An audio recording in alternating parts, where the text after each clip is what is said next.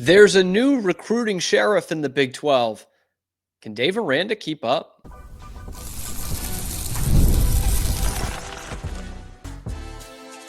You are Locked On Baylor, your daily podcast on the Baylor Bears. Part of the Locked On Podcast Network, your team every day.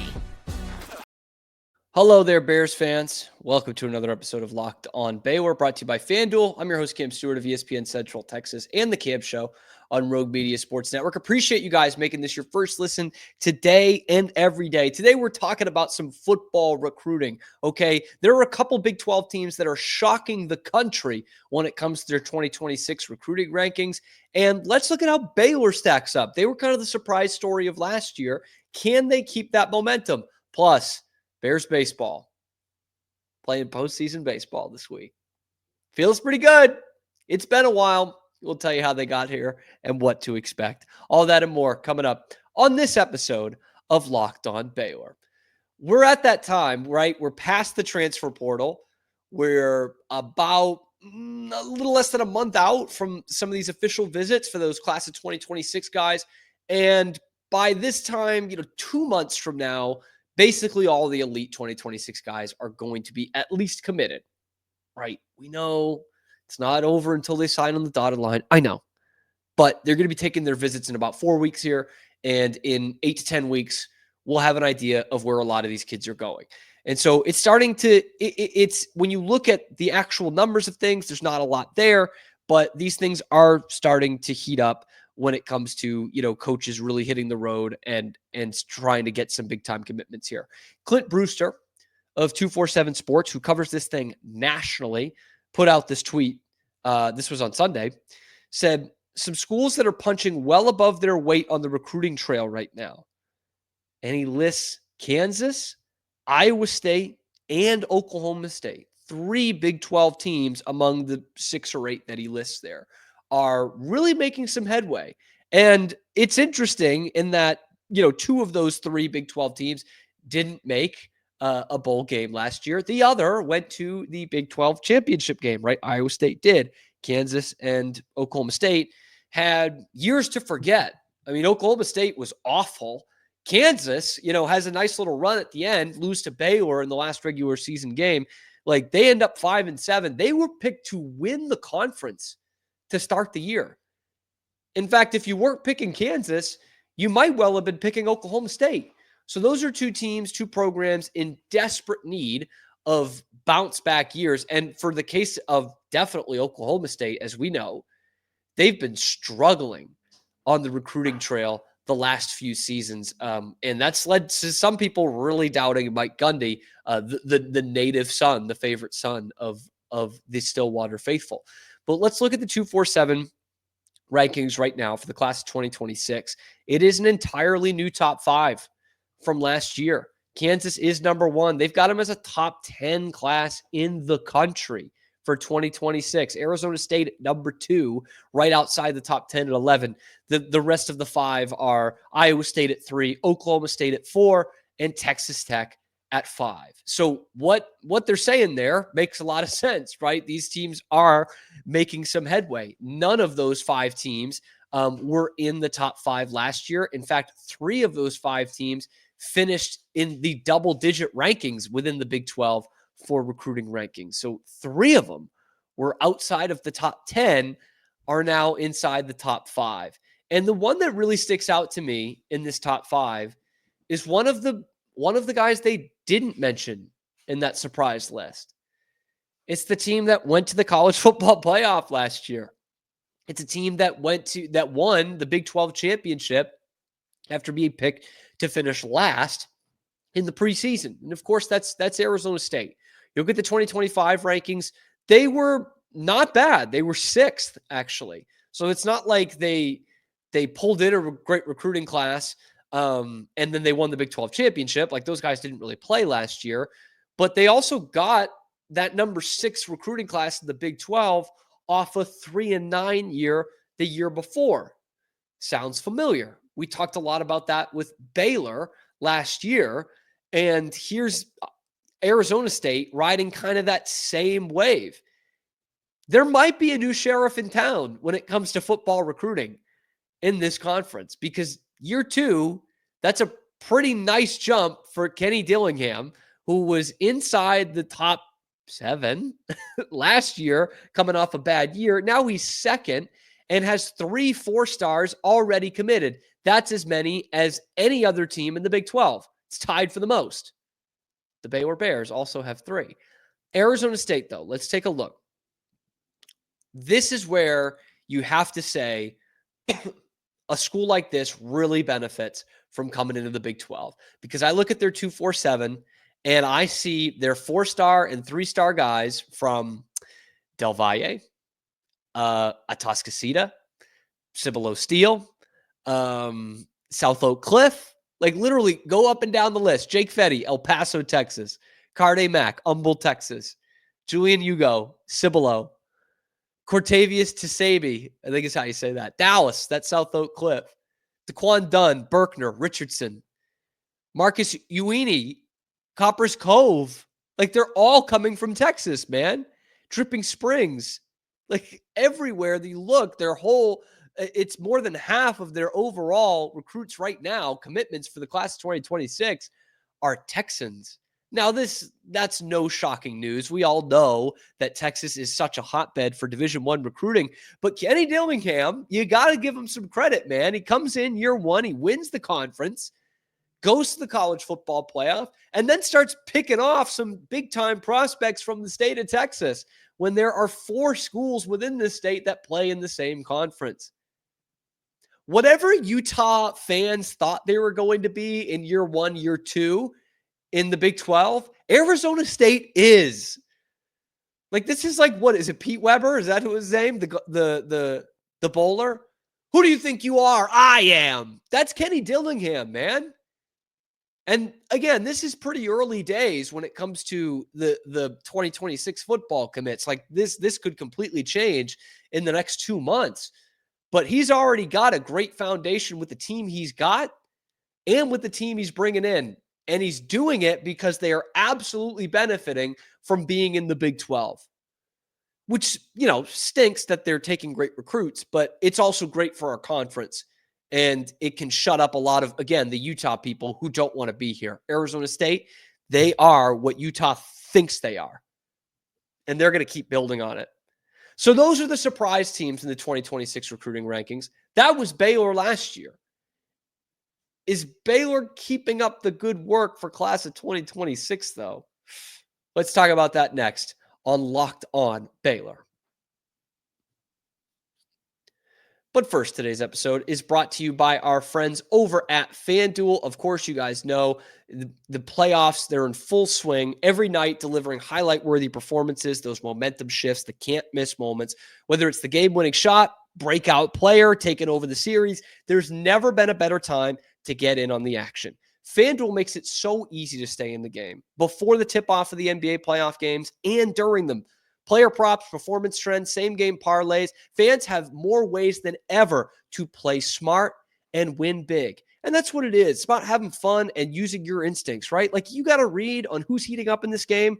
Why not back it up? Put your money where your mouth is. Back it up with the same-game parlay. Make even more. And if you're new to FanDuel, it's the perfect time to sign up. Head to FanDuel.com and place your first $5 bet, because guess what?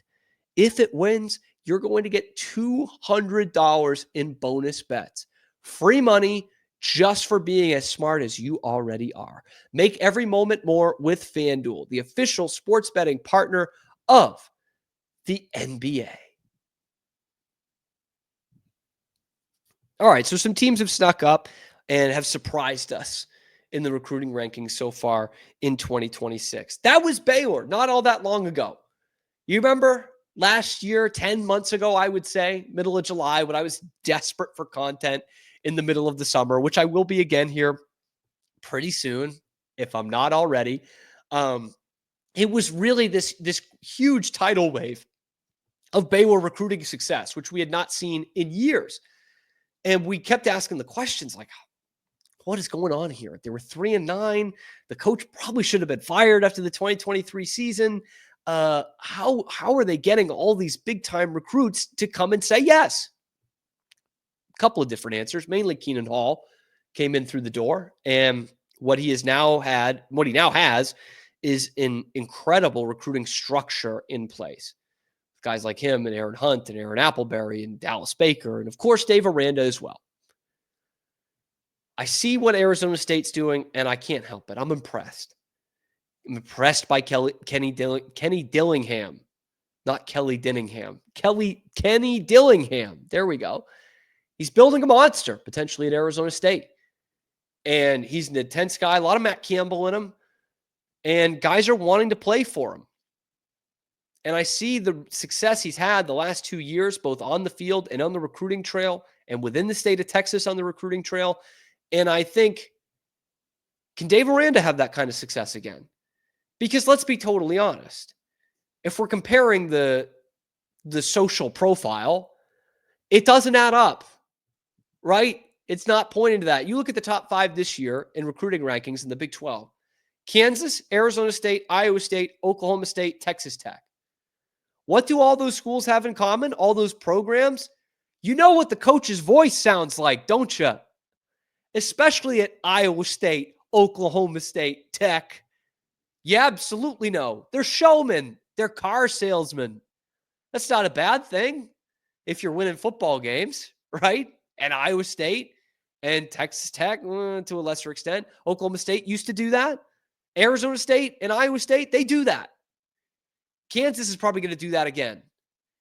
And then you go down to 6, BYU. I mean, you want to talk about an intense guy. 7, UCF, Scott Frost. Who doesn't know him? I mean, he's like, they worship the ground he walks on in Orlando. And then number 8 is Baylor. And that's the first one that you see on this list. And you're like, yeah, it's, what's the guy's name? Dave Aranda. That's his name. That's what people outside of Baylor and outside of the Big 12 are thinking. They know the rest of these guys because they're brash, they're outspoken, they wear their heart on their sleeve. And that's an easy kind of emotional connection that you can have with a big-time high school recruit. And trust me, I know a lot of Baylor fans think this. I see it in my comments all the time, both for recruits and for the team that's actually there. How do you expect them to be intense? How do you expect them to play with some fight? How do you expect them or why do you expect them to come here to play for Dave Aranda? It all mirrors their coach. Their coach doesn't yell. He's not animated. He does these lip smacks and he talks in, these weird winding sentences like I'm doing right now. Why would anybody want to go and play for him? I don't know how valid a point that is. Whenever we bring on somebody to talk about their recruiting trip at Baylor and their recruiting journey with Baylor, they're all talking about the really meaningful conversations they have with Dave Aranda.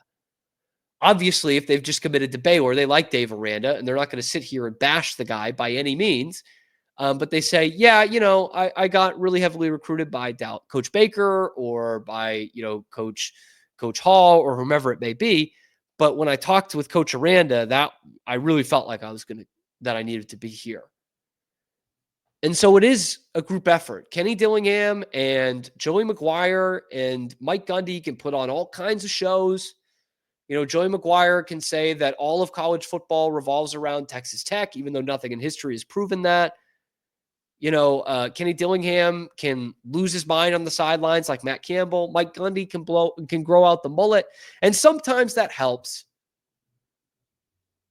But Dave Aranda, if he puts together a heck of a recruiting class this year, that will be back-to-back years that Baylor has finally gotten back in the fight when it comes to high school recruiting rankings. When everyone is focusing on the transfer portal and what guy you can get off the street, out of the portal, and have him be a starter tomorrow, which I totally understand, there still needs to be a foundation when it comes to high school recruiting.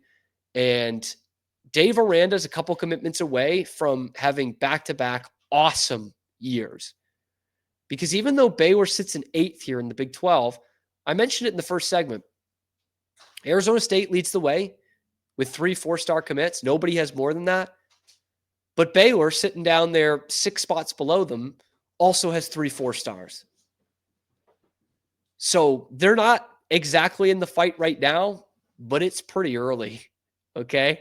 it's pretty early in this thing. And we know as following this show, that Baylor's got a lot of high profile guys coming in to visit in the month of June. When you limit it to 3 official visits, there's a lot of guys picking Baylor. They've already got 3 4-stars and 4 3-stars. They're barely in the top 40 right now, but this is about where they were last year. And by mid-July, they were in the top 25. And there's no reason to believe that Baylor can't do that again. And we've talked a lot about these 2026 guys, a lot of local guys. Jamarion Vincent from Conley High School in Waco. London Smith, big-time legacy. I mean, UT was recruiting him. They were on him like white on rice, man. University High School in Waco, wide receiver, committed to Baylor. Quinn Murphy, quarterback. We always talk about how you need to have a cornerstone of a quarterback in your recruiting class. They've got a great one in Quinn Murphy, who's going to be a 4-star here pretty soon at Argyle Liberty Christian, playing for Jason Witten. Jamarion Phillips, linebacker from South Oak Cliff, stud. All these guys, are getting recruited by the UTs and the A&Ms and the LSUs and the Oregons of the world, and they're picking Baylor. And so it might seem light right now, ranked 8th and only 7 hard commits. But mark my words. You hear it, listen, come in close and listen. By this time, 2 months from now, that puts us at July the 20th, the day of the moon landing. Baylor will be a top 3 recruiting program in the Big 12 rankings. In the top 3. Which is where they were last year. 2025, they put on that huge push, 2025 class, put on the huge push in July. They ended up with 4 4-stars and 17 3-stars for the 21 commits and 3rd in the Big 12, only behind TCU and Kansas State, and ahead of Colorado, which had 8 4-stars. They moved ahead of those guys, and they moved into 3rd place. They're going to do it again. So this momentum right now is great for Arizona State, Iowa State, Oklahoma State. And I'm not going to say that they're going to sink like a stone or anything. They should be right there. They've got good dynamic coaches. But Baylor showed this same pattern last year. They started flipping guys late in the spring and early into the summer, and they started saying, hey, just put us on your list. If you just make us one of your 3 recruiting visits, we're going to put on a serious push, and we're going to have just as good a shot as anybody. They're doing it again. So has Baylor kept up? So far, no. So far, they have not kept up. They're sitting in 8th, and that's not where we want to be, right? Especially building off the momentum that they had last year that came out of nowhere. Right now, they're not where they need to be. But very soon, I think they will be. This time last year, I wouldn't have said that. This time last year, they had flipped a couple of guys, and I was like, yeah, that's nice. But let's not kid ourselves into thinking this is going to be a big-time recruiting class. I was wrong. I was wrong about that. And all these people that are on, part of the recruiting process for Baylor are still in place. They now have a general manager to streamline these things, and they're not coming off of 3-9. They're coming off of 8-5. That's a big-time difference. You don't have to sell as much. You're seeing the product on the field. Remember, we had a couple of the commits last year.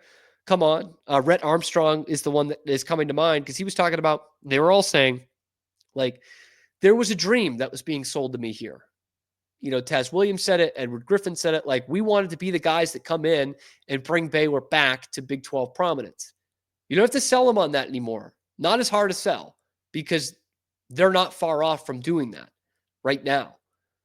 Now the sell isn't, hey, you want to be a part of setting this up. Now the sell is, look, we're going to be competing for championships here. You want in? We'll pay you well. We're not going to be LSU or Florida when it comes to that. We're going to pay you well. You're going to be part of something bigger than yourself, and you are going to be a big reason why we are back. They're not in the fight right now, sitting at 8th. But they'll be in that top 3 2 months from now. I guarantee it. Let me know what you think in the comment section below. Of course, be sure to like and subscribe. Helps me keep my job and helps out this channel a ton, which therefore helps Baylor Athletics, which we all want to help. Speaking of which, baseball has helped us. We set a goal on this show. Baylor baseball has achieved it. We'll tell you how they got back to postseason baseball and what this means for the program coming up next on Locked On Baylor.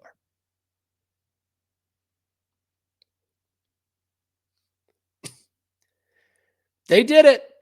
Sure enough, they did it. I said it on this program a few months ago. I believe Sydney was with me when we said it. What needs to happen for Baylor baseball this year? Year 3 under Mitch Thompson, new scholarship rules, a lot of his guys in the building now, favorable scholarship rules. Here's where Mitch Thompson gets to cook. And I know some people around that program who are super excited about this season, 2025. And so I said on here, let's start with baby steps. This could be a team that makes the NCAA tournament, but they have got to make the Big 12 tournament first. There's just no way that we can go through another year of not being one of the bottom 3 or 4 teams in the league.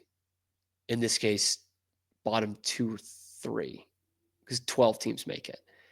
And last weekend, all they needed was one win. And before you guys even listened to that Friday pod, they had already done it. On Thursday night, they took the series from UCF, and they are in. They are in the Big 12 tournament.